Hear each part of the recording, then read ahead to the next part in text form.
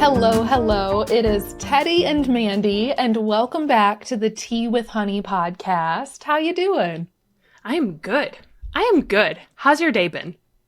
Good and long. It's been Yeah. one of my headache all day, but good. I just got back from a work trip.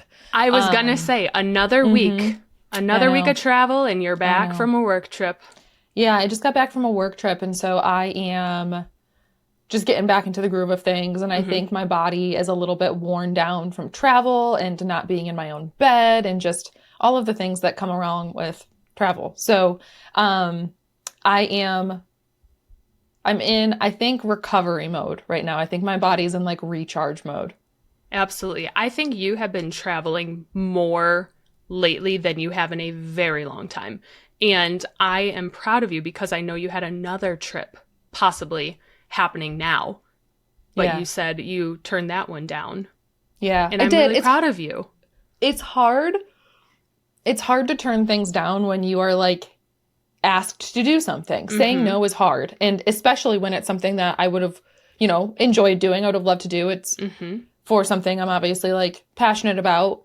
But I need balance. I need the balance in my life. Absolutely. And it would have been tough for me to be gone Sunday through Friday and having all that time off of stream and just away from my house. And so the fact that I am kind of in as rough shape and in this recharge mode that I am in today, it makes me really grateful that I did turn that down, because I think I would have had a really rough time upon returning home if I had said I'm going to be gone for an additional 3 or 4 days. Seriously, I know. I'm proud of you for prioritizing yourself. I know that was a hard thing to say no to, but it's hard to let people down when somebody's like, hey, we specifically want you to do this. We put a lot of thought into this. And you have to say, I'm sorry, I just can't make it work. It's hard.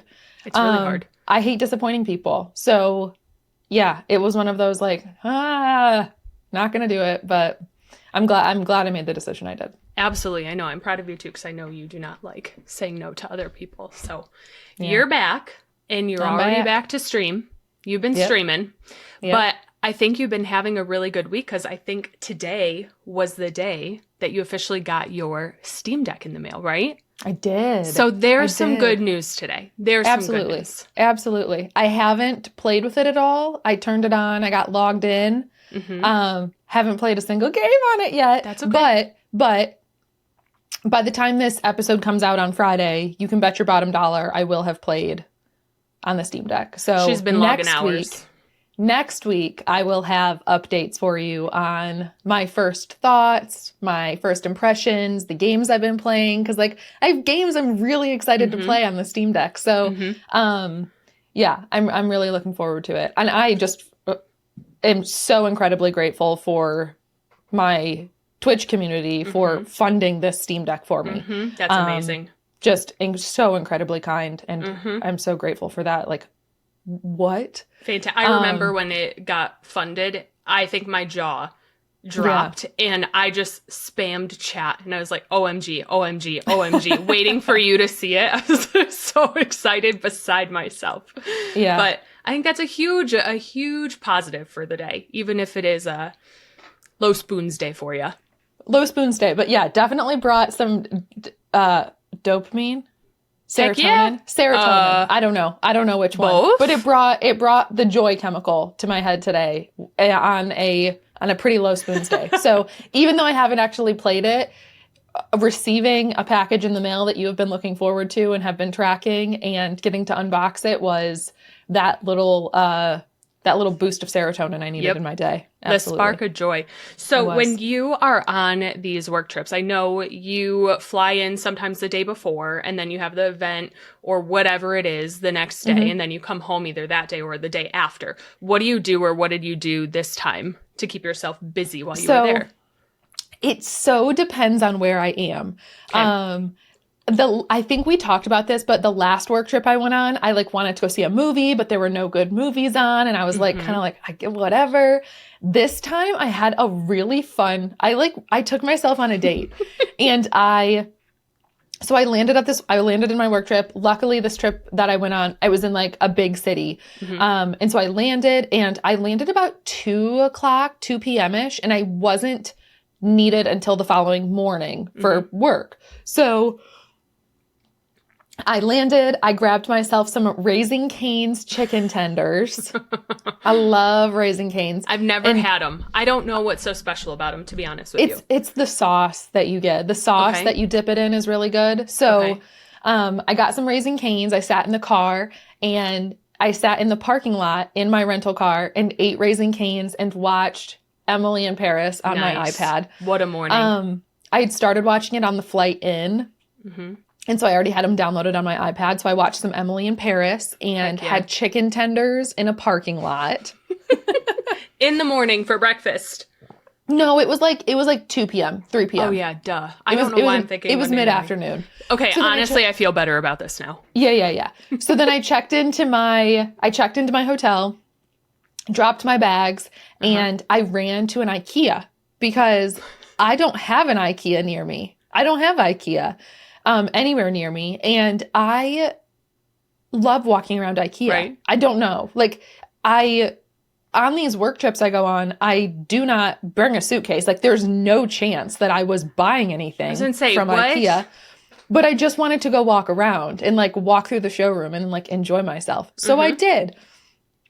And I threw my tennis shoes on and I went and I walked through IKEA and had an absolute blast. So I walked through IKEA. Okay. Did you get any of their food or snacks after? I didn't get any meals because I wasn't hungry because I had just had those chicken tenders. But I did go to the little, like food market after the checkout. And I grabbed a couple little, like, bags of candies. So I got these, like, they look like they're supposed to be, like, a Swedish Twix. Ooh. And I got those. And then I also got some Swedish, like, gummy candy, which was good. So I got a couple bags of candy, but that was it. So I went to IKEA. Their food is fantastic. I will say, if you haven't had their cinnamon rolls, they have some of the best cinnamon rolls, and their meatballs are really good. Yep, I've had the meatballs.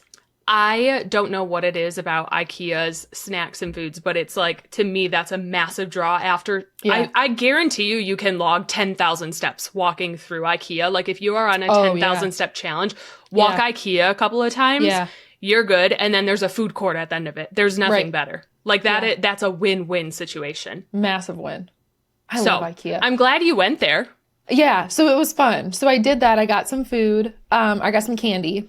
Okay. And then I ran to a Barnes & Noble.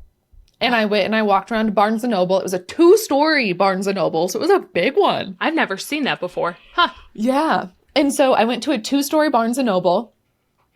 And I was looking for a specific book that I had seen on TikTok, and I found it. They only had 2 copies in the whole store, and I found one, and I bought it. It's a book called The Spell Shop. The Spell Shop? The Spell Shop.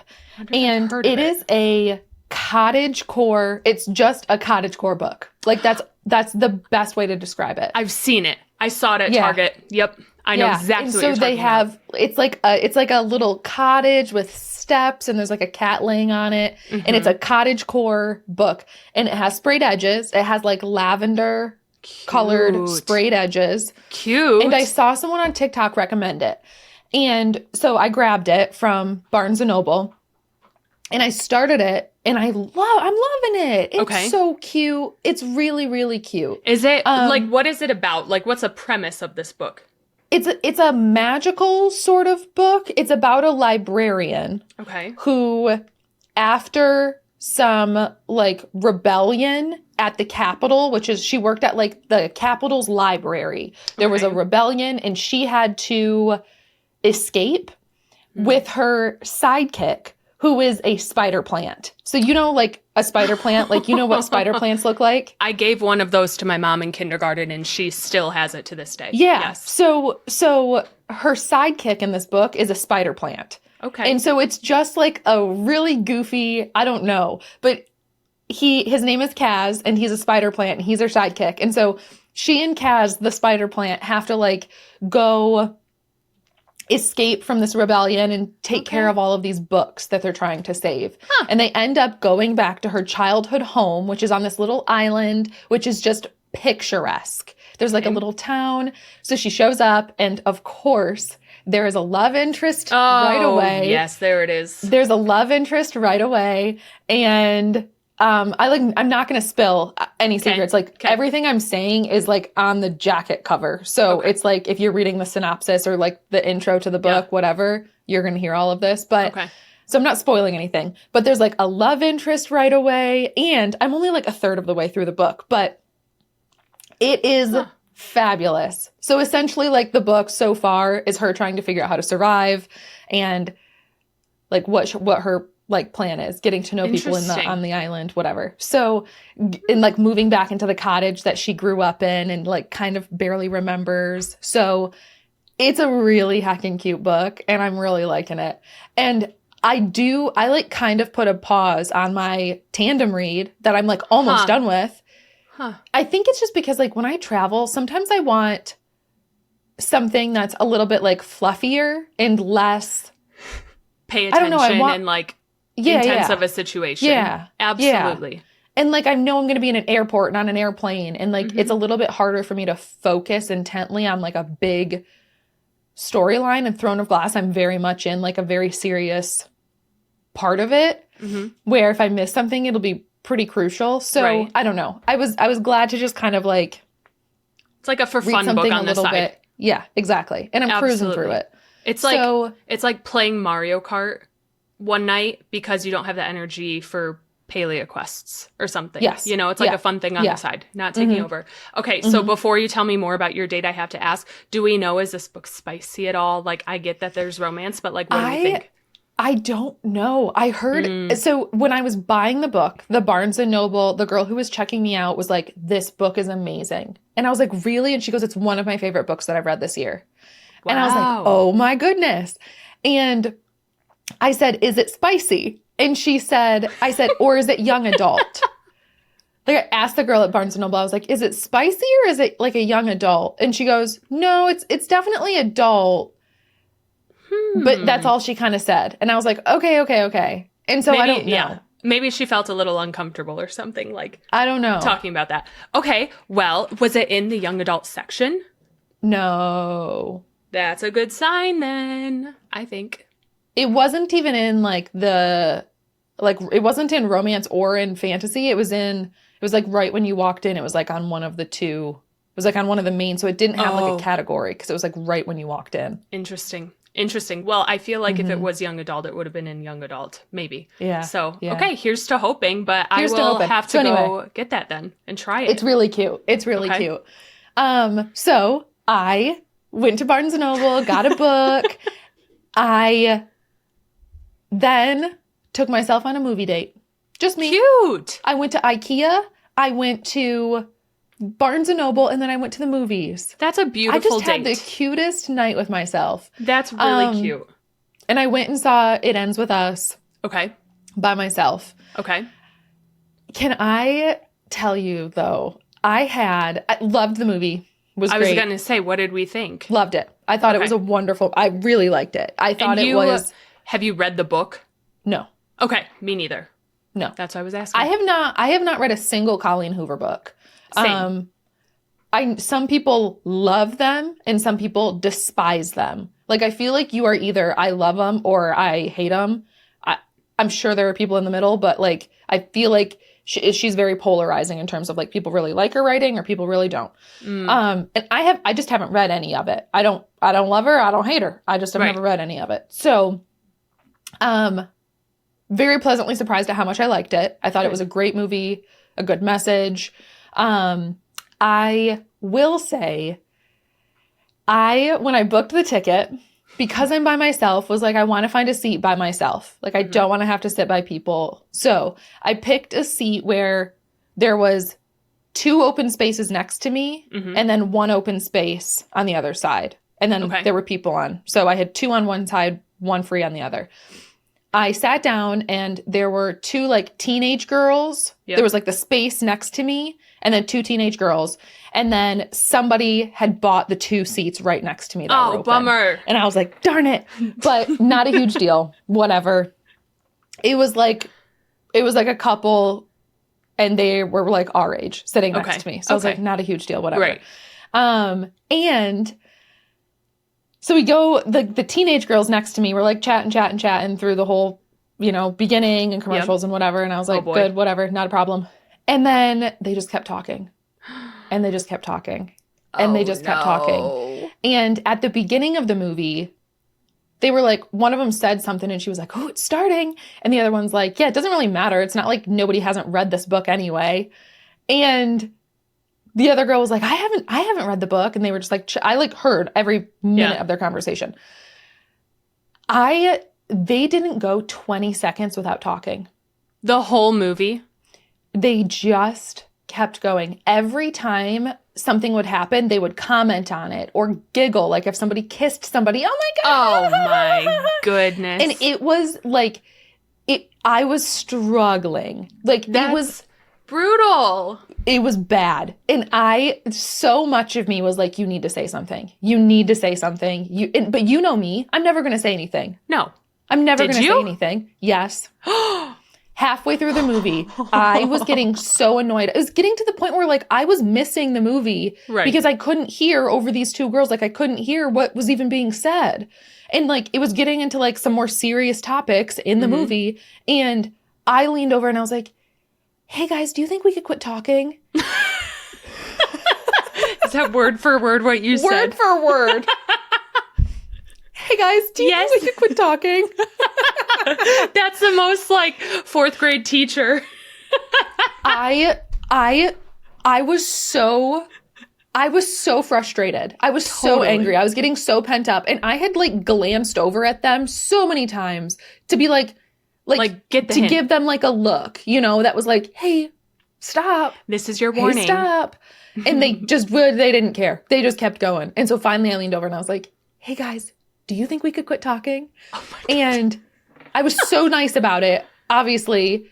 And I was so proud of myself for saying something. But the second I said it, like immediately, like my whole face was hot and I was like, oh my God. It was like simultaneously hot and cold at the same time. You know how like when you're doing something that you're like really stressed about, you get hot and cold at the same time? You're sweating, but you're like shaking because you're cold. Yes. And the one girl like gave me, like the one who was sitting the closest to me, just one seat away, like kind of gave me a dirty look.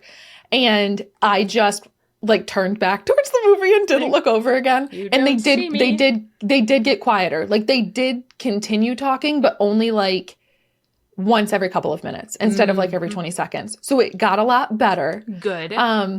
And then the movie ended and I just like sat there and like pretended like I was like digging in my bag or whatever so that they would leave and I didn't have to look at them and they wouldn't look at me and I wouldn't have to like see them in the parking lot. So I gave them like a good old 5-minute head start because I was like, I do not want to run into these girls in the parking lot and have them be like, there's that grouchy old girl. I bet they were like 16. And I was like, in all fairness, teenagers can be rough to deal with. I feel like they just say what's on their mind and like more power to them, whatever. But like they scare me. Isn't there a song about that? Teenagers scaring people. Teenagers scare me. So I'm proud of you. Scare the living heck out of me. It's just playing in the back of your mind. Yeah. No, they were, I was so scared. I was so scared to say something. I'm glad I did because then I got to like actually listen to the movie and I enjoyed the second half of the movie. But of course I was sitting there like, these girls hate me the whole time. So uncomfortable. So uncomfy. But, I mean, you did ask nicely. I feel like if I would have been annoyed or upset about it and they weren't understanding my glances, I probably would have like shushed them really obnoxiously or something and like made the situation worse, not thinking about it. I was just so surprised that no one else said anything to them. Like it was one of those theaters that had like the recliners. So everybody was spread out a lot more. Like the aisles, like there's a lot more space in front of you and behind you because the whole chair reclines. So I was only one seat away from them. And so like, I think I was taking the brunt of it in terms of like the sound. Yeah. But I'm like, how did no one else like say anything? It was wild. Seriously. I think movie theater etiquette, like, it's to the point where when they show, or after the, like, I don't want to call them advertisements. What do you call the beginning? where they're showing Previews. snippets. Previews, thank Yeah. you. During the previews, like once they're done, there's usually a movie theater etiquette short, like film that plays, right? And they're like, silence your cell phones. Yeah. Minimize talking. And obviously they disregarded that. But I struggle with talking and the whispers, but also the sound of like drink slurping or like ice rattling in a cup or popcorn crunching. That it is very hard to pay attention to a movie in a theater, no matter what the noise is, like whether it be talking or one of those things. I think like you can't see a movie that requires a ton of attention in a theater. I feel like you just can't do that, or you have to rewatch it at home after. Yeah, I think it's very personal. I think it's like on a case by, because like the slurping, you've always been one to like hate the sound of food noises, and it's not. I'm not as like distracted by that, and so that typically doesn't bother me. I feel like I get used to it pretty quickly, but the talking does get me. The talking does. And you're right. Like I feel like there's the etiquette where if you are, at the beginning of the movie and the previews are on, if you're like whispering, if you're chatting, if you're on your phone and the like light is super bright, whatever, it's the previews, like not a huge deal. But if like you're on your phone the entire time and the like bright light is shining and like a bunch of people can see it, or you're like talking the whole time, it's like, that's a little rough. You're really, keeping other people from enjoying this. Seriously. Can I tell you? Let me tell you something that happened. So over the weekend, I was reading a lot. I was reading a ton. And I would read on the couch before bed. I would make a cup of sleepy time tea and I would read on the couch. And as you know, I have a cucumber garden in my backyard. And it's to the point where we get like 9 cucumbers every other day. Like we are rabbits eating these things as fast as we can. And my husband likes to sit with me on the couch while I'm reading, but he will come in with a full cucumber and just crunch and hack away. And I'm trying to read, and then it's like, keep your cool, whatever, he's just snacking. But then I read the same sentence like 5 times through, and I'm like, I'm still not understanding the one sentence I just read. And then I snap. I'm like, can you go anywhere else but right next to me while you are eating your cucumber? Please. It's like the crunchiness is just so distracting to the point where like if he doesn't leave, I will get up and be petty and stomp my way to another room, giving him the nastiest look like you just wrecked this for me. It's like literally the only worst thing he could do is like a raw carrot or celery. Right. Yeah. Like why would you eat a cucumber next to someone reading a book? In a room that's like silent. It's silent. The TV wasn't on. Like it was quiet. I can't read and have a TV on. I can't read and have like background noise. Right. I just will end up reading the same paragraph like 100 times. Was he just like scrolling on his phone or something? Oblivious. Yes, and that's another thing. He will watch videos. He loves Twitter, and he loves watching videos on Twitter. Is it X now? Is it called X? Yeah. Okay, so X. And he'll just end up watching these videos full volume. He loves music videos. He'll start watching music videos while I'm reading. And so I'm like the librarian looking over the book with like these pinched eyebrows. So mad. He's like, what? Excuse me. I am in a battle right now. Like I need to focus on what's happening. So that was annoying, but it reminded me of the feeling I would get if I was sitting at a movie trying to like watch and these little teenagers were chit-chatting the whole time. I get it. Yeah. It was rough. Goodness gracious. So you read all weekend. Fill me in. How's it going? What's your book update? So the book update. So I finished Throne of Glass. I finished it. So I loved that book. I absolutely loved Throne of Glass. It was magical. I think what I love is the romantic aspect. Like it's very relatable, I feel like. It's not over romanticized. It's not overdone. It's sassy. It's goofy. They're kind of like teasing each other. I really liked that. I am actually 2/3 of the way through the second book now. So I'm in the first chapter of the second part now. And I just ended the chapter on a huge cliffhanger. So I need to read it tonight to understand what happened. I will say, and again, no spoilers, there were some disappointing moments ending the last book and starting this one. I was a little confused with love, with emotions, with feelings. But let me just say, everything has been resolved. I feel really good about where I'm at right now. Okay. However, I'm scared to keep going a little bit because I feel like when a book has romance in it, if they end up acknowledging their feelings and like getting together and, you know, things happen, I feel like it's doomed. I feel like it's never going to last. It's done. Like I might as well enjoy it and stop the book. So I'm scared. I was just going to like compare it to another series, but then I was like, but there may be people who, like I was just going to compare it to ACOTAR, but then I was like, there may be people who haven't read ACOTAR and I don't want to spoil it ACOTAR for anyone either. Right. But yeah, like same giving feelings. Yeah, it's so Sarah hard. J. Maas. It's because it's the same author and you're like, is she going to do it to me again? I swear. I swear. I have to have a word with her. I just find that I love these male characters that she creates. Yes. I love all of them, but like specifically she is very, very good at creating like a brute, like a loving, soft, gentle, but like inner, you know, soft, gentle innards, and then a chaos. Anything that starts with a C in her books, it sounds like I'm gonna like them. Yeah. But these warriors, man, they're killing me a little bit. So I'm fully invested in them.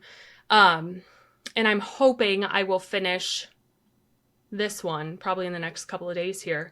So then I can go back to Barnes & Noble and get the next one along with this little witchy hut book that you told me. What's it called? Yeah, Spell Shop. The Spell Shop. I need to remember that so I don't. Yeah, I can send it to you. No, it's really good. Yeah, Air of Fire, I think, is what you'll read next, right? So I need that. Air of Fire.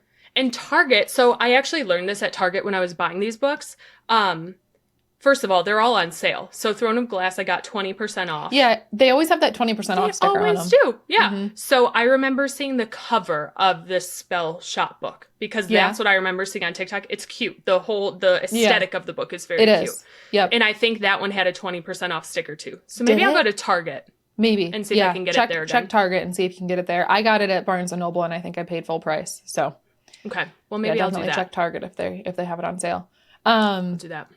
Oh, I'm so excited. I'm so excited that you're loving Throne of Glass. It's so good. Am still absolutely loving Throne of Glass. So I think, and I've asked, you know, I have a bunch of people who we've talked to from your community and friends who have read Throne of Glass, Crescent City, and ACOTAR. So all the Sarah J. Maas books. And I always ask them, how can you move on after ACOTAR? Like, that's the first one I read. And so to me, it's like, that's my universe. Yeah. And I always ask, what's your favorite? Most people have said Throne of Glass. And I think a reason why I am enjoying it more than I enjoyed the beginning of ACOTAR is it's easier to understand in a way. Like, I feel that it's more simplified than ACOTAR in a way, where everything is like very point blank, like right in front of you, kind of. There's not too, like, there's mysteries and guesses about what's happening, but I feel like it's in a very obvious, like, you're following kind of way. Yeah. So maybe like the world building is a little bit like simpler and like more well laid out. Yeah. Yeah. I'm still very confused on where in the world I am and what's happening. I'm still very lost in this map. But I think like the characters are very easy to understand right away. And you don't dramatically like hate anyone at the beginning, like Nesta or whatever at the beginning of ACOTAR. You just loathe her. But then here it's like you kind of see everyone for who they are right at the beginning. And it's, I don't want to say it's like a simplified version, but to me it almost is. Like, it's much more enjoyable to read because I don't have to sit there with like a furrowed brow understanding what every little thing means. So I don't know, but everyone says they really like it. So I am excited to keep going. But also I haven't read Crescent City yet. So now I'm like, do I even dare? If I had to, so far, I haven't finished Throne of Glass yet, but I would say Throne of Glass so far, based off of where I am currently, is my favorite. Wow. Then I would say ACOTAR, which love. It's tough because I love ACOTAR. Mm-hmm. And then Crescent City. And I haven't read the third Crescent City book. I've started it. I'm a little ways into it. Everybody says the third book is the worst one. Crescent City is by far my least favorite series of the three. By far? By far. Wow. By far. Okay. I think that the world building is more complicated. I think like it's set in like a more modern time. So there's like cell phones and there's but it's still magical. It's not, read it because it's good. Right. I'm not saying I don't like it, but it's out of the three, ACOTAR, Throne of Glass, Crescent City, it's my least favorite. And that's what I've typically heard. Yes. Yeah. I feel like that's a very for some people, opinion. like it might be ACOTAR, Throne of Glass, Crescent City, but I don't know that I've ever heard someone say like Crescent City is my favorite series that she's written. Interesting. I'm looking at them all right on my bookshelf, waiting for me to read, and now I'm nervous. So I think no, I mean read them, but and it might be just like the way I read them. Like I've read them all like so many years apart. Like I started one and waited a couple years to read the second and then waited a year and started the third. And so it's like, maybe it's my own fault that it's a little bit more confusing for me because I'm not reading them in order, like back to back, but I don't know. Interesting. The only reason why I'm nervous about it, especially after hearing it's more like modern, I didn't finish Divine Rivals. And I don't know if that was just like a timing thing, but Divine Rivals is a more modernized, magical type of book, but modern in the sense of like typewriters. Whereas cell phones, I feel like those are two like big steps up. And I don't know how I'm going to feel about that. So I feel like if and when I finish Throne of Glass, maybe that's when I just like get some fluffy books and like some fun whatever books. Speaking of which, I'm going to do some research. I somehow, and I told you a little bit about this, ended up on a new side of TikTok this weekend where, again, I had a lot of time. I was solo parenting all weekend. My husband was gone with his friends. I ended up on like motorcycle biker TikTok.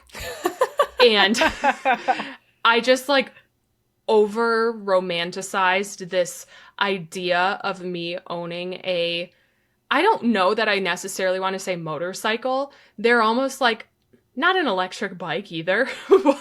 Like they take gasoline and they're like, I don't know, fun bikes. Like think Yamaha, Kawasaki, like these really cool, they almost look like gamer bikes. There's a name for them. We just don't know what it is. I don't know what it is. I know I can picture because you're not thinking like a Harley Davidson. No, think of like Tron, but like a bike on the road. Yes. No, I know what you're saying. And there's a word for them, I'm sure. I'm sure, yes. And somebody listening right now is like, are you kidding me, Teddy I'm a Bandy? disgrace. It's this. Yes. This is what the name of this thing is. It's not a motorcycle. I don't know. It's like a bike. It's a cool bike. I know what you mean. It looks like who are the guys in Star Wars Stormtroopers in the white suits? Yeah. It's like a stormtrooper on wheels. That's what it looks like. You know what I mean? I can picture it. It's really cool. So I ended up on this TikTok, whatever, where it was so cool. And somehow I found that the people who are posting about their bikes, a lot of them wear their helmets and they keep their identities super secret, super mysterious. And I think that's my allure. I'm like, who is under this helmet?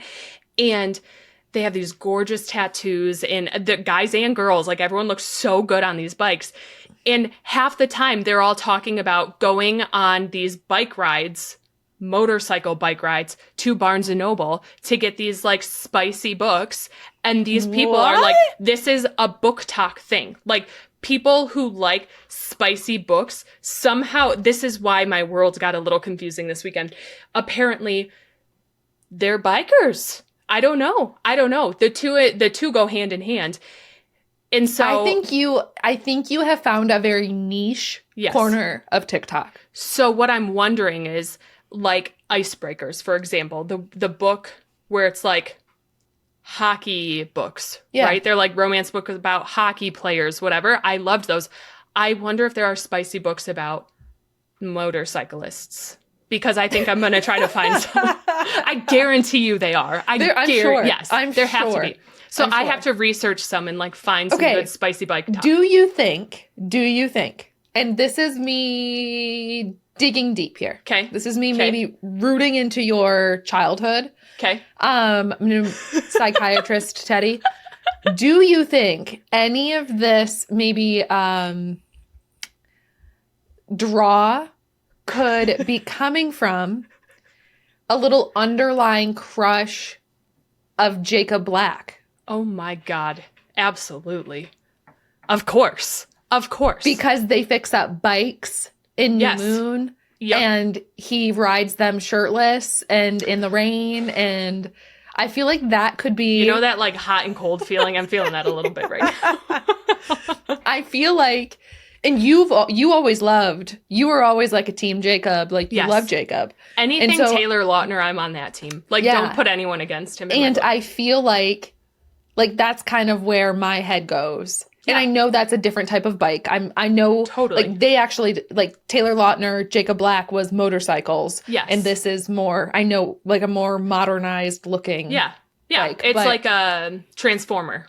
Yes. But I'm wondering if maybe it has roots back to our Jacob Black. It probably does. And so I think what also stemmed this whole biker situation, Taylor Lautner is like always going to be back of mind for me. He was one of the people where it's like when I had posters up in my room, you can bet most of them were Taylor Lautner.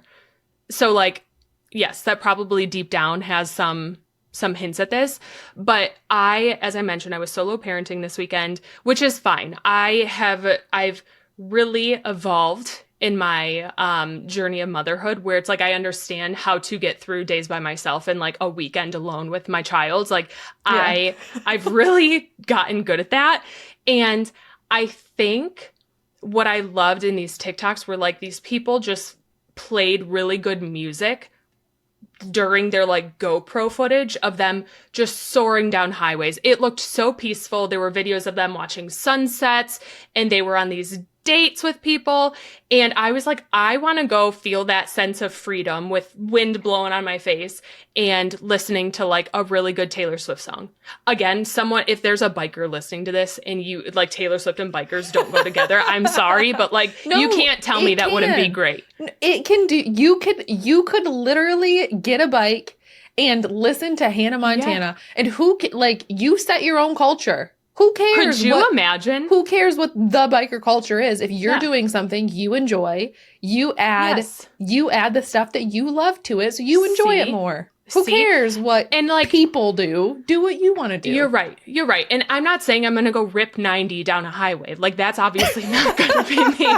But, like, there's probably some really cute, like, 55-mile-per-hour roads that would be really fun to, like, not weave in and out of traffic, but just feel some freedom, you know? I'm not a daredevil. I just think it'd be really fun. And, can I tell you something? And I don't know if you know this. No, so what? You know my mom. Yeah. My mom, when I was in maybe like 4th grade, got a motorcycle. Stop it.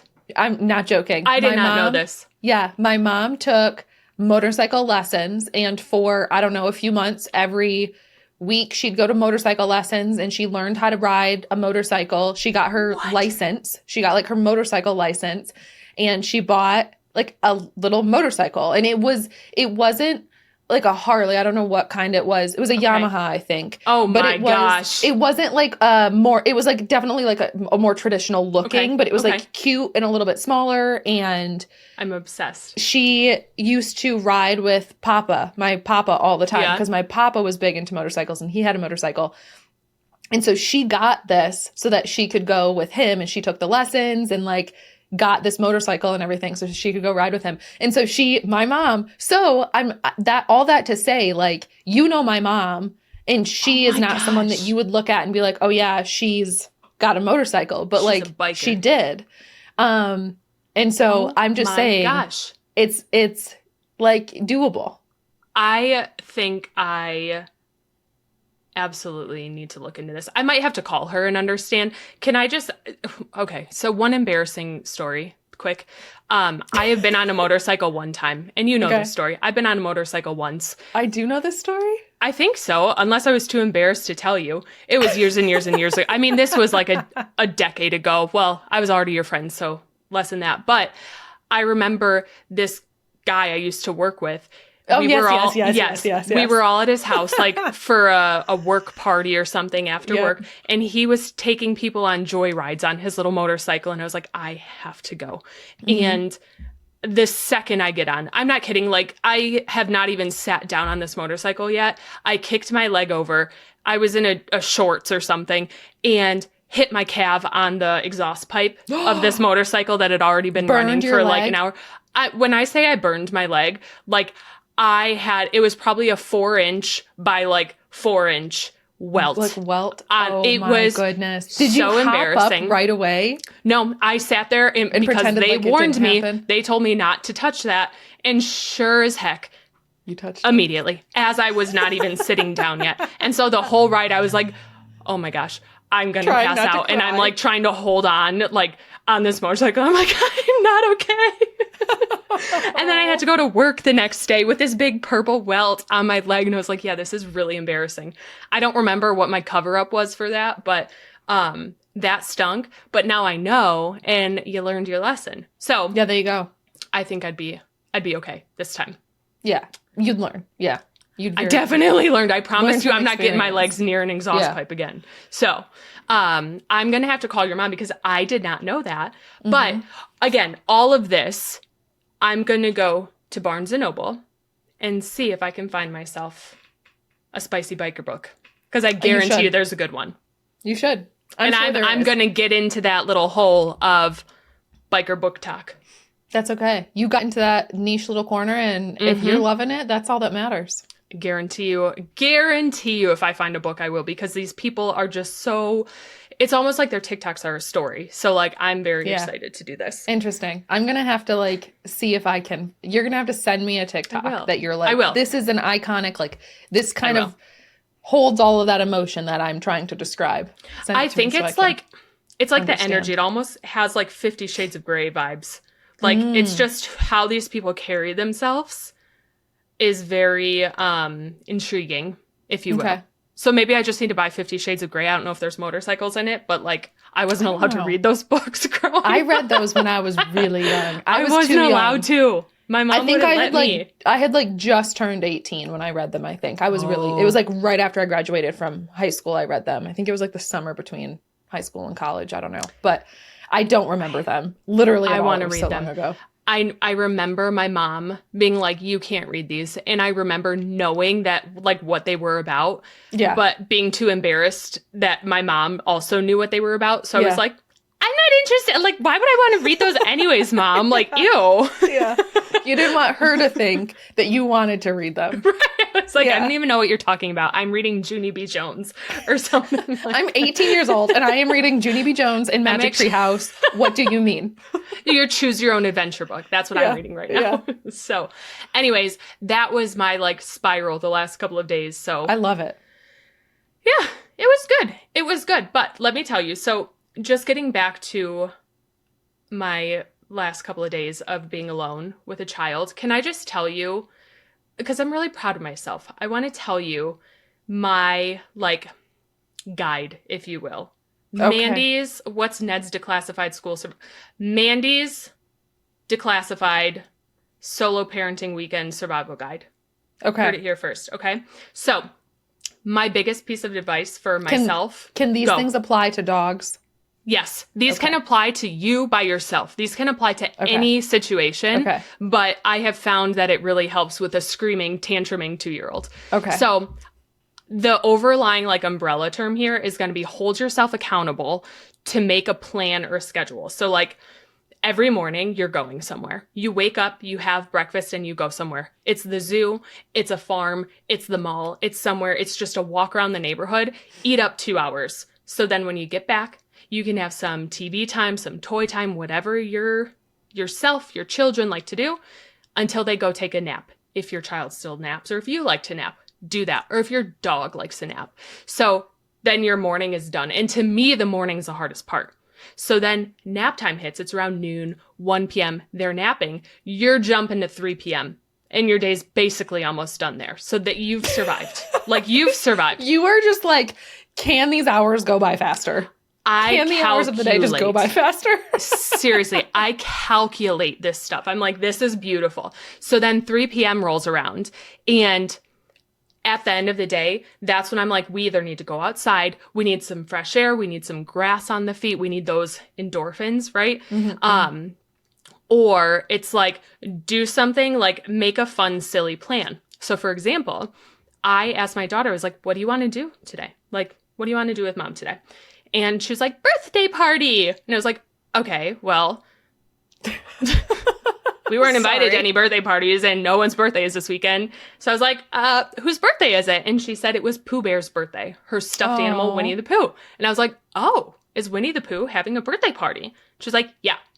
And so I was like, okay, well, like, let's go get a cupcake or like cakes or something and some balloons. And like, let's put all your little stuffed animals in little party hats and make something fun out of it. Mm-hmm. So it's goofy stuff like that where, I don't know, that was something that made the day more special for her. So she was like, oh, I had this day with like my mom and it was fun and special.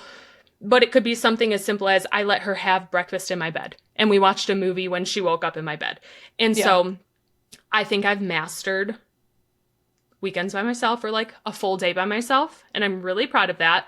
But I think if those weren't like the most important in my mind, romanticize time to yourself. So like, again, I count down those hours. Right. Yeah. And so it's good for everyone. I used to do this when I had a full-time job.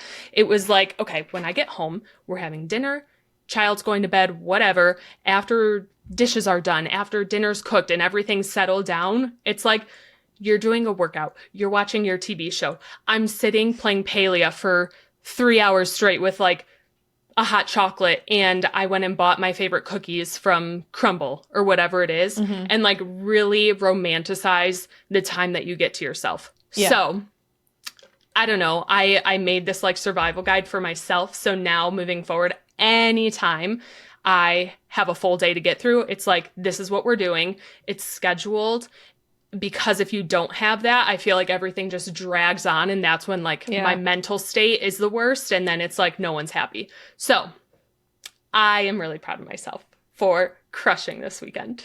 Good. I love that. I'm glad. I'm glad. Good. I don't think that Miles and Rowan would let me have a birthday party for Bucky, but oh, come on. Don't you think? I don't know how long they would stay entertained. Well, if there's like treats involved, I'm sure they would love it. No, I mean, that's, they sure would. A birthday cake?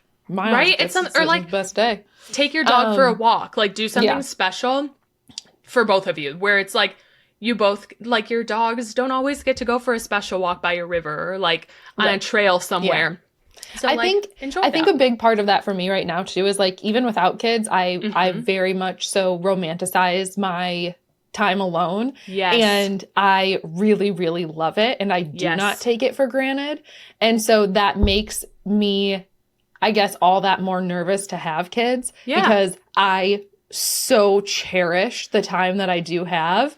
And I'm like, oh, I'm going to give all that up. But I think that is so amazing for people to say.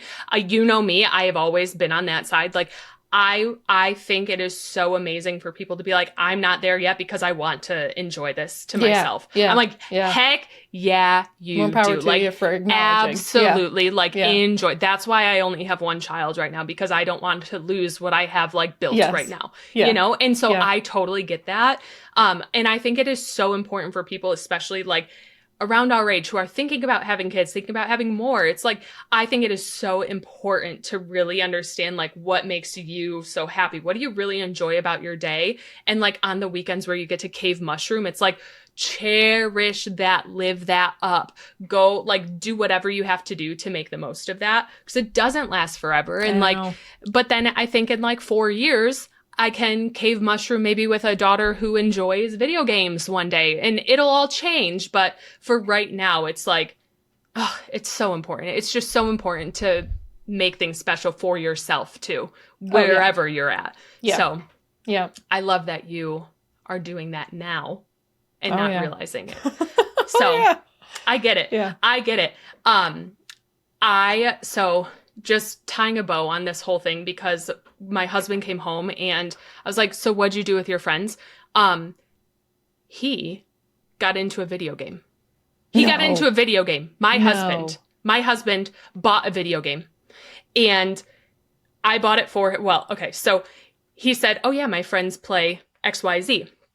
And he started playing PGA Tour 2K21. So it's like a golf game. Oh. And he said, yes, his friends who live on the other side of the country, so he doesn't get to hang out with them much, they host like golf tournaments virtually on this game. And I was like, let's buy it. Download it now. They all play on Switch. So I was like, we have a Switch sitting right here. Download it. You're playing it. It is a Switch game. It is a Switch game. I don't know why I was expecting it to be like a PS4. That's Xbox. what I thought. Yeah. I asked him, I was like, is it PS4, PS5, Xbox, what console? They all play on Switch. And I was like, okay. I was like, so we're downloading it right now, right? And he was like, yeah. And I was like, okay. What's so funny to me is like the last game he got into was Mario Golf. Yes. So like he is Sports just, games. it's a golf thing for him. Yeah. Yes. It's a golf thing. It's golf for like sports. So I think anything that's like NBA or like, I don't even want to say backyard sports games, which actually I think are coming back. That's a whole nother thing I need to look into more. But like, those are the kind of video games that he's played. So he has played that. He played more video games the past couple of days than I have because I've been reading. He's like, I'm going to go in the basement and play golf. And you're like, go for it. And I'm like, yes, please. Yes, you are. I was like, when's your next golf tournament? Like, when are we teeing up? I'm like, you are going to be such a good golfer after that. Like, this is going to be so good for winter. Think about the off season. So I'm happy. I'm happy because he is getting into gaming. We're on the right track, people. That is fabulous. That is fabulous news. I know. So that is like the overall story of my past couple of days. There's a lot to it. A lot has happened, but that's I've been all good stuff. I feel like really happy. I don't know. I feel like I've been really good at balancing everything going on. Like when it comes to reading, if I want to bop into Palia, I've been doing a really good job of like asking myself, what do I feel like doing? Mm-hmm. And I'm like, I don't feel like playing Palia, but for the past couple of months, I'm like, I need to sit down and decorate, or I need to go mine so I can have stone. I'm like, no, I don't feel like doing that. Sit down and read your book. I think that's I felt wonderful. So happy. I think that's something that the fact that you're finding balance right now, I think is really important because I feel like you are the kind of person who you go all in on one thing. And that may be a game. Like we've had this discussion before, but you're like, I'm either all in on Stardew and all I do in my free time is play Stardew, or I am all in on reading and all I do is read. And so I feel like finding a balance where it's like you really in that moment, it's not like I have free time, I have to do this. It's I have free time. What do I want to do right now? Right. Like, what do I feel most like doing? And it's not like I have to be doing this one thing because I'm free. I think it's like cool that because I feel like I do that where it's like, I'm too tired to read or I'm too tired to play a game or whatever. So like, I'll be like, oh, I'm too tired to read. I'm too tired to play a game. Maybe I will scroll on TikTok. Yeah. Or it's like I kind of have a headache and I don't really want to look at a screen. So maybe I will read, So there's like that, that what do I feel like doing in the moment? And I'm glad you're doing that. Yes, because I truly do not ever. You're an all-in kind of gal. And I'm not saying that's bad. Seriously, I'm like, I always have been. Yeah. Always have been. And it's like, if I'm into something, like that is all I think about until I'm burnt out of it. And so I have been really good the past couple of days of sitting down. I make my tea by 9 p.m. So it's a sleepy time tea and it helps me just get a good night's rest. And so I started drinking that here and there. And I'm not kidding. I've fallen asleep by like 10:30, 11 p.m. every single night the past couple of days. And I wake up around like 7:30. So I am getting great sleep and I feel really good. And this is so crazy because normally I don't have that. Like I stay up late because I want to cherish my time. Yeah. But I'm like, I'm so much happier focusing on like rest and giving myself those 2 hours that I'm awake of doing something that I feel like doing. So I feel like I finally found this like happy medium of everything. Feels great. You know? That is fabulous. I know. So we'll see how long this lasts. But maybe the next Palia update, I'll be like, oh, okay, well, I got to put the books down. That's okay. That's okay. I'm thinking we might get another Palia update next week. I think so too. I think when this episode comes out, I feel like we typically hear about updates on like the Friday-ish before an update. And I think we may get an update next Tuesday. No clue, but if the pattern continues as we have seen it, we will get an update the final Tuesday of the month. Right. And is that a release or is that like an announcement? No, that would be a release. The update would be on Tuesday. I think that an announcement would be like maybe this week. So this episode's coming out on Friday, and I feel like sometimes they come out on Fridays. Yeah.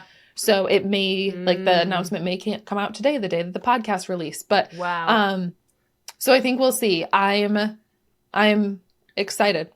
I'm thinking maybe a Magi Market. So you know what? Actually, Easter egg, because this is how my brain works now. Singularity 6 or like the Palia Instagram account posted a video today about the greenhouse and the greenhouse that I don't remember what it's called, but how you can the conservatory. Thank you. How you can purchase the conservatory at Town Hall in Killama. And if you look at the table in the middle of the conservatory that they show in the video, it's that one lantern that's only available during Magi Market. It's like that lantern with those white glowy things. And you can't get it you can't have it or get it anymore unless you played Magi Market last summer. So I'm like, is this an Easter egg? That's the lantern from the first Magi Market. Yes. So not a lot of people have it unless you were like actively playing. I would love that lantern. Right? I would love to get that back. There's so many items from that first Magi Market I would love to have. I would love if they brought a couple of them back. And I really have high hopes that this was a teaser at the next update being like Magi Market's coming back, and you can also get these items are returning from last year. So we'll see. We'll see if this plays out. I know a lot of my predictions don't end up happening, but I feel good about it.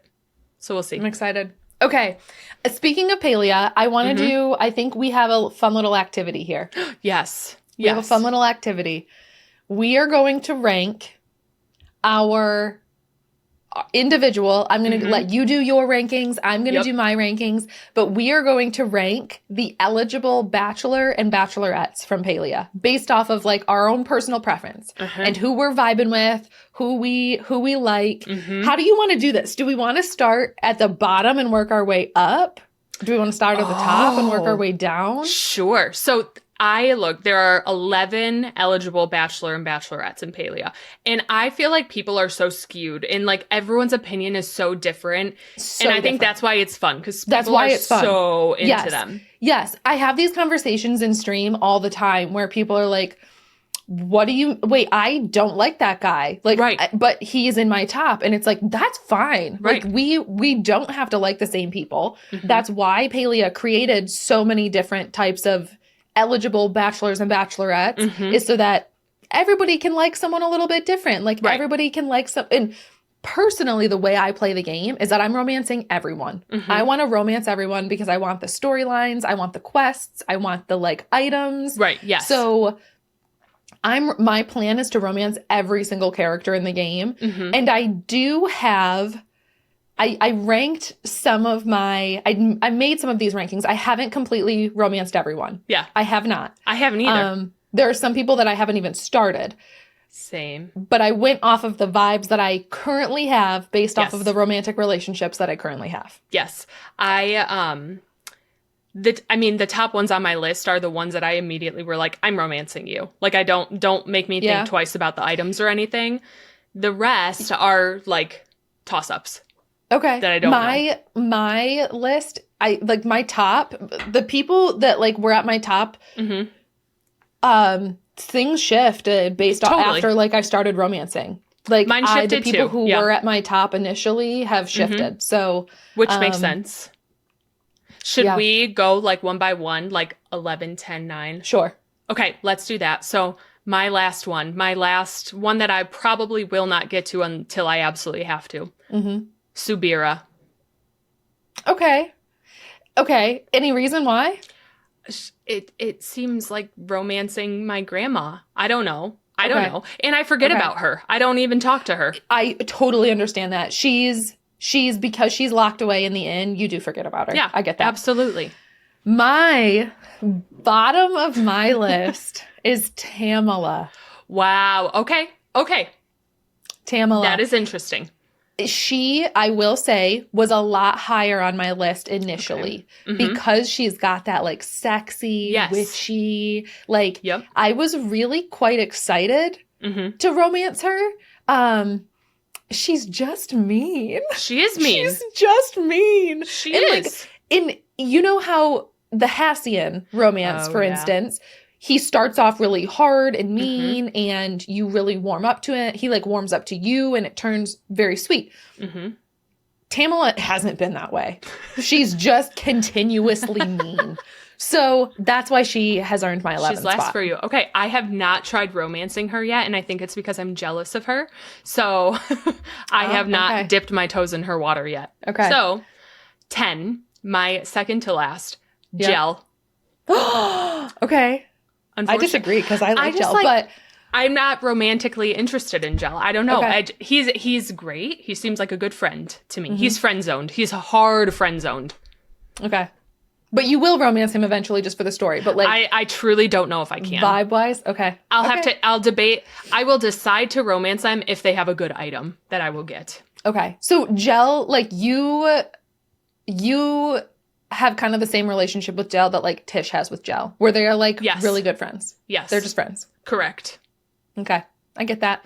Number 10 on my list is Hodari. Wow. Wow. That one's shocking.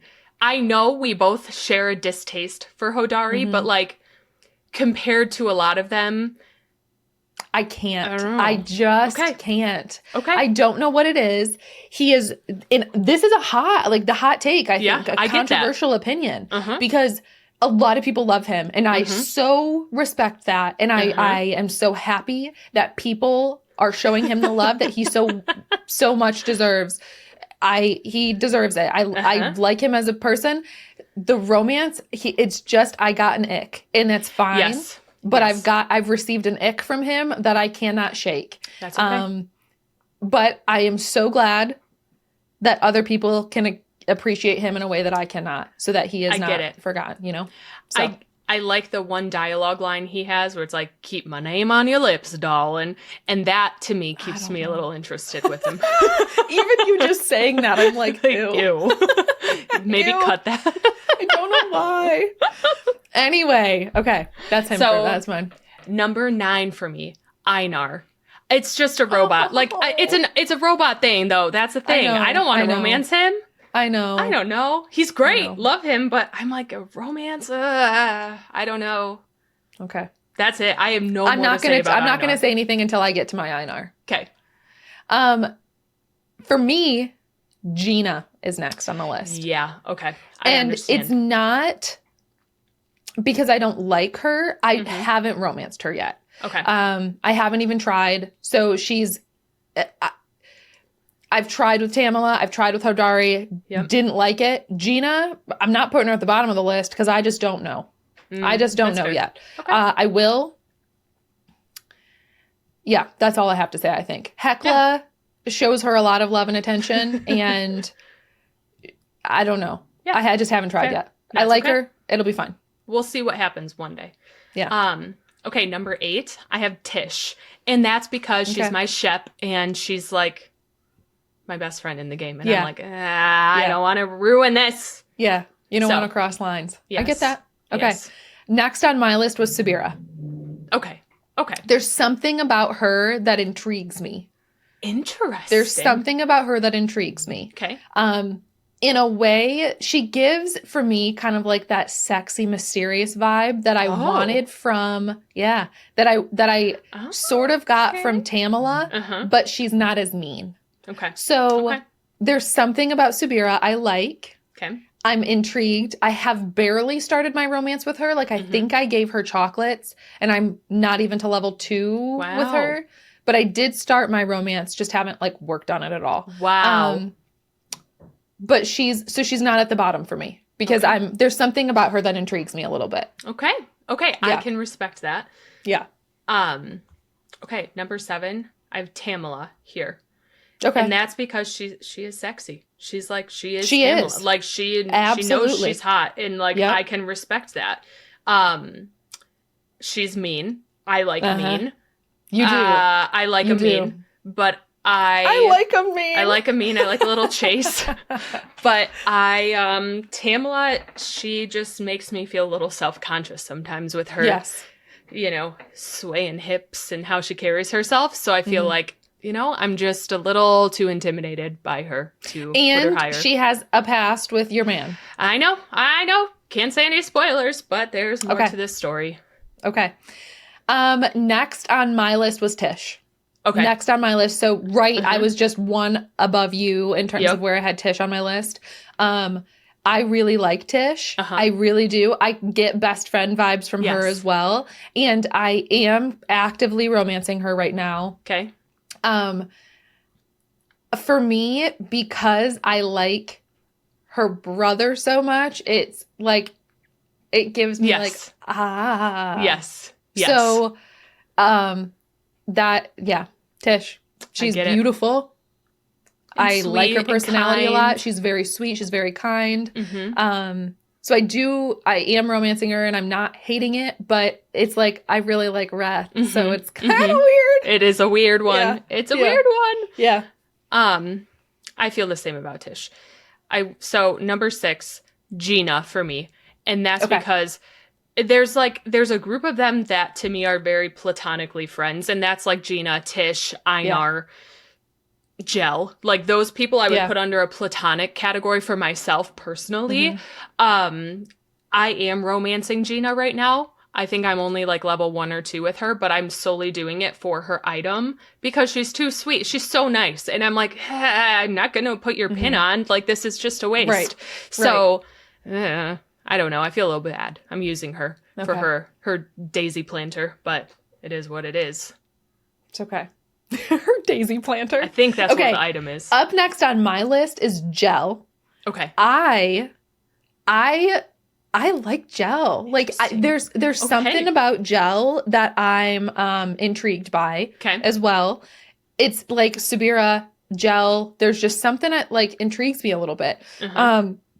Gel gives me the same vibe that I got from Jasper from Twilight. Do you remember Jasper? Yes. He reminds me of Jasper from Twilight. Where I don't know if it's the hair, so like maybe they had similar hair. I don't know. But he reminds me of Jasper from Twilight. Okay. So maybe that's it. Maybe it's like, ooh, he's like secretly a vampire. I don't know. Interesting. That's a good point. That's a good point. And I do feel like there is this mystery to Gel a little bit.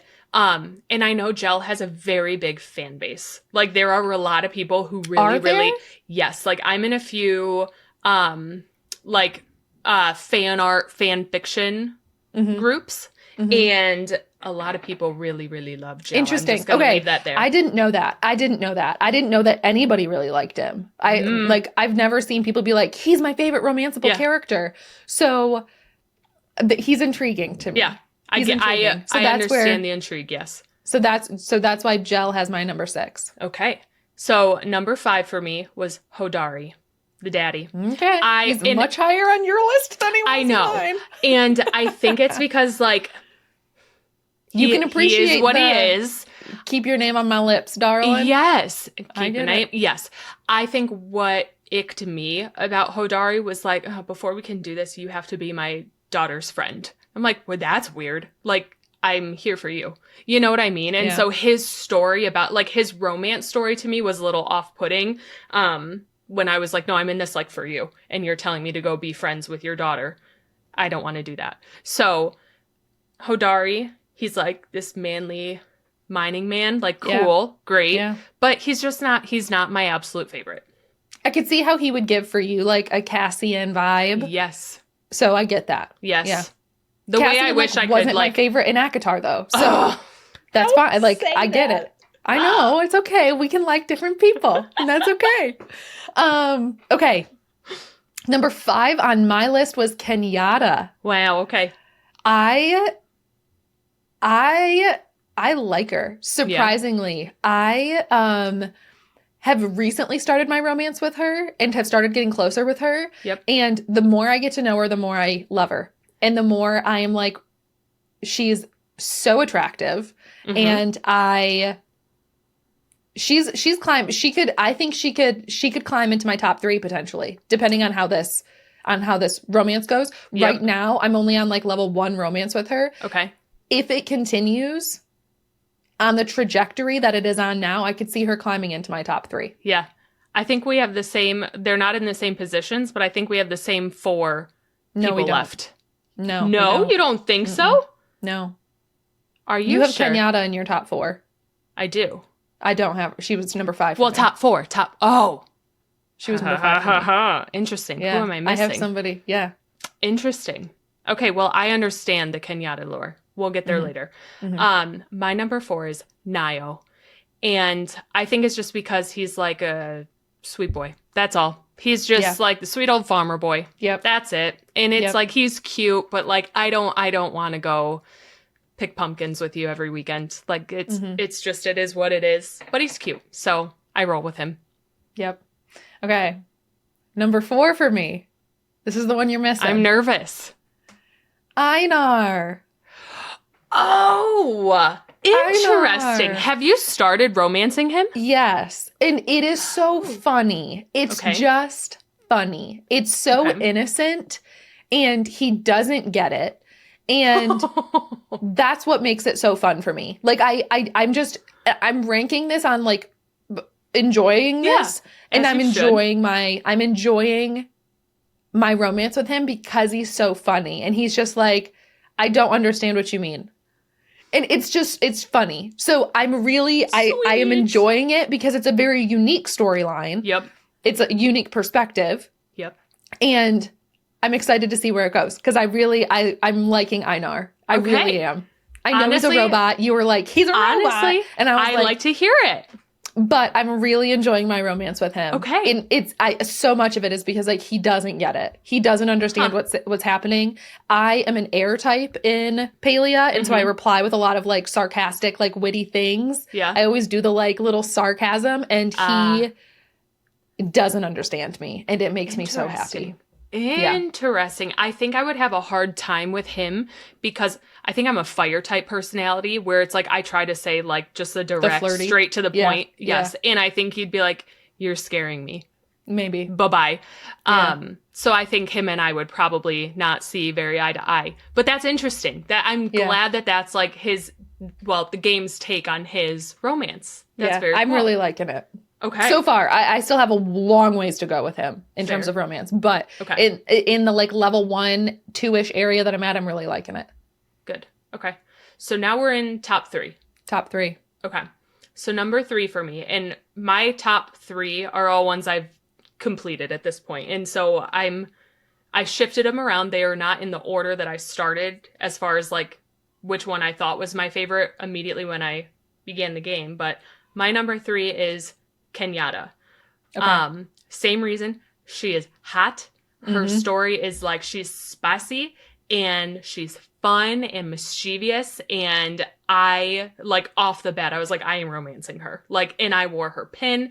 And then she was like the second person I ever romanced. And I was like, I'm obsessed with you. And I took her pin off for someone else that I ended up later on romancing who surpassed her. So. Okay. That's it. Okay. Number 3 for me, Hassian. Cute. 3 for me is Hassian. I'm enjoying my romance with him. I think I'm at like level 3 romance with him right now. And I do really like him. He was one that I was initially like, I am not gonna like him. He's mean. I don't like you said earlier, you like when someone's mean. And I get that. I typically don't. Like, there's I love an enemies to lovers book, but when it's me, I don't know. Not for you. Yes. Fair. So, I don't want someone being mean to me. So, it took some getting into, but now that I've gotten on his good side, I really enjoy it. But it was that like initial, I had to really push through to start enjoying it because I don't like when someone's mean to me. So I really do like him now that I've pushed through that barrier. So he is number 3 for me. I love it. I love that. And I remember you like really not wanting to pursue that. So it's exciting that you like that one. It's really sad to say my number 2 because this was like when I started the game, I was like, this is it. I will never romance anyone else. Like this is my person. I know who it is. Yeah. And I was like, no, this is who I'm marrying in this game. And that was Reth. Reth is my number 2 because he was spicy. You, me, backroom 5 minutes. I was like, please. Why wait? That whatever that option was where it's like, let's not wait 5 minutes. Like, let's go right now. He just did it for me. And he did get surpassed hard. So I still love him, but I also think that's why Tish is so low because I was like, I'm shepping Tish and Breth is going to be my husband. And it's like this beautiful, like I'm marrying my best friend's brother, whatever. And I was so excited about it. But, some things change sometimes.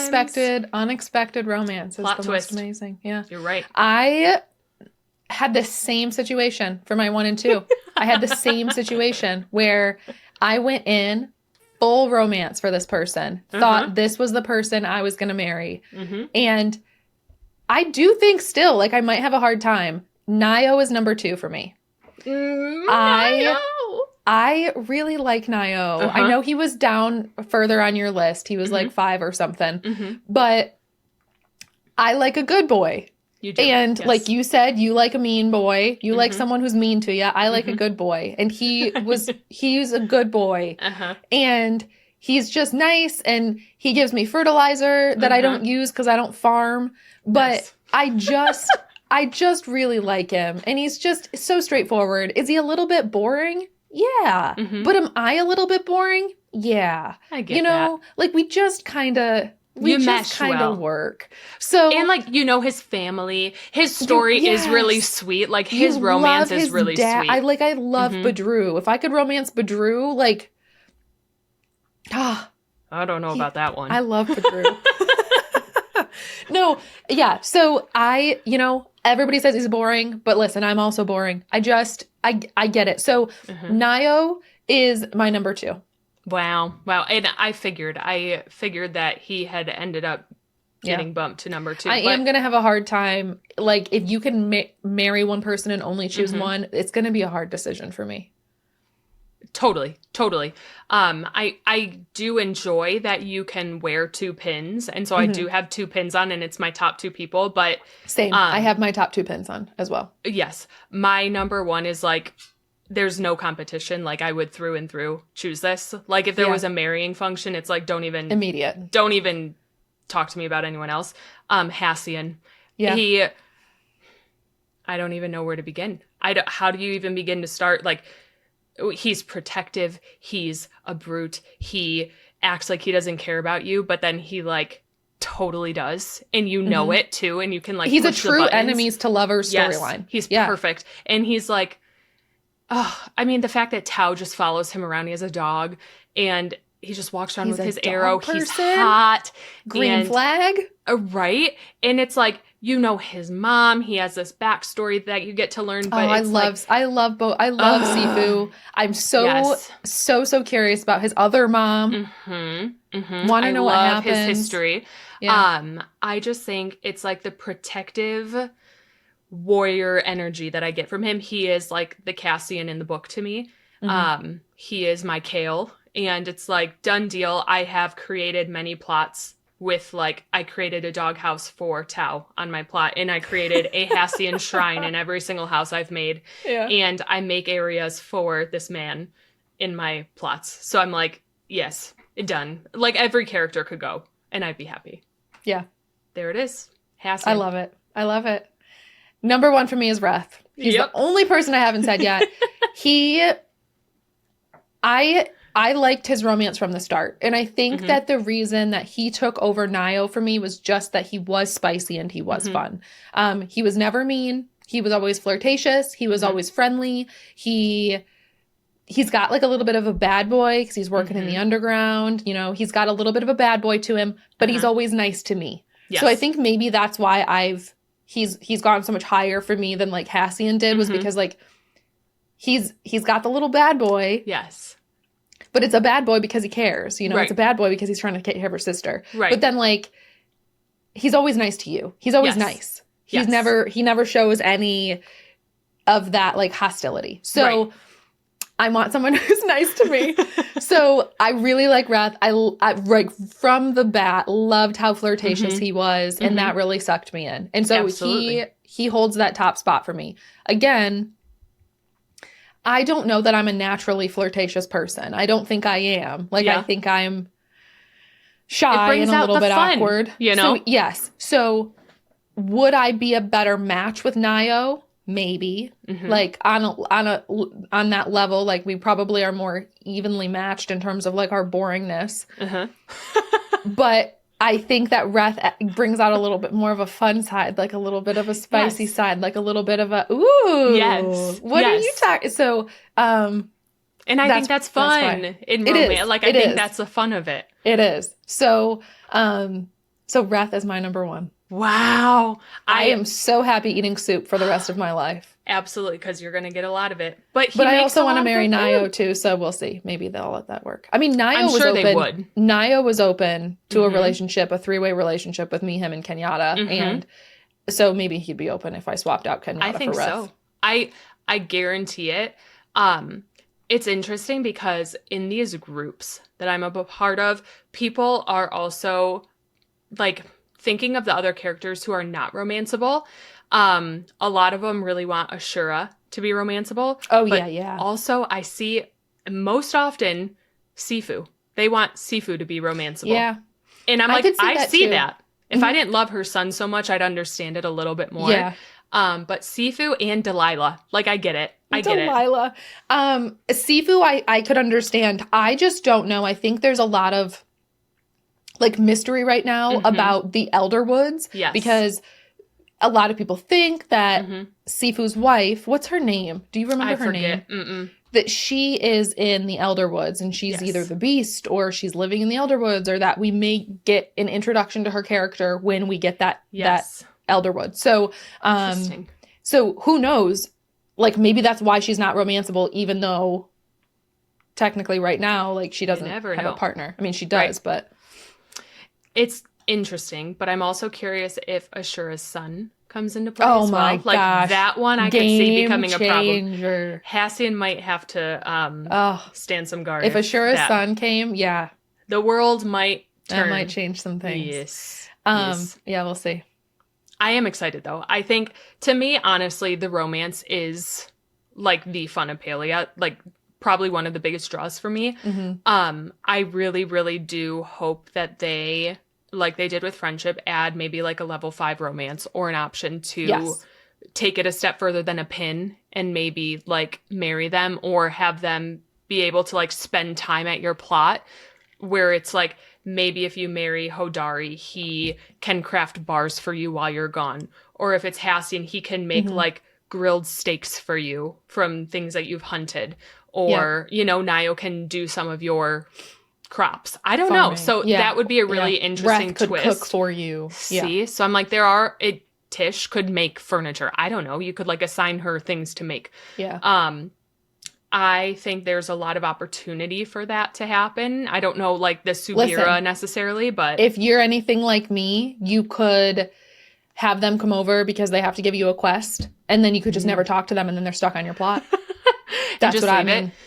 I mean, it's not a bad idea. I've actually heard of people doing it where they leave them up there. So it's like, let's say Hassian was stuck at my plot, then I could just buy arrows from him anytime I needed to.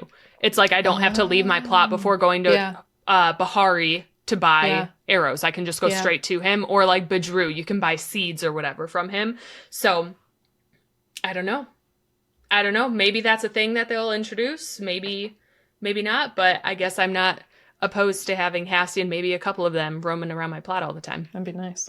Could be good. But that's fun. I think it's fun to like assess the the romanceable characters and like understand what people think. I really love hearing other people's opinions on it. And I do think we should get back, like once we start playing Stardew again, I know with your Steam Deck, you're planning on it. So I think we should look at the Stardew ones because I know we have our own good opinions on a few of those. We do. Those Bachelor and Bachelorettes too. We do. I also think it could be fun to do the non-romanceable characters too. True. I was trying to think of that. I have some more. opinions. Yeah, I was thinking, and I remember it was a couple months ago now, like your husband, who was it, Robin, he was like, I want to romance her. Like, yeah, I get that. I totally get that too. So I don't know, but we got to look into them. We do. Okay, I think we are going to wrap up today's episode here. This was a fun one. Super fun. This was a super fun one. A lot of catching up, a lot of like chit chat, but that's okay. Thanks for being here for it. Thanks for being here. We will see you next week. Maybe we'll be here with some updates on a Palia update. We'll see. Maybe we'll be Magi marketing. Maybe having some fun there. Yeah, maybe we'll be covering the Magi market and everything that came along with it. Let's hope. Fingers crossed. I know. Okay, friends, until next week, thank you for listening, and we will see you soon. Bye-bye.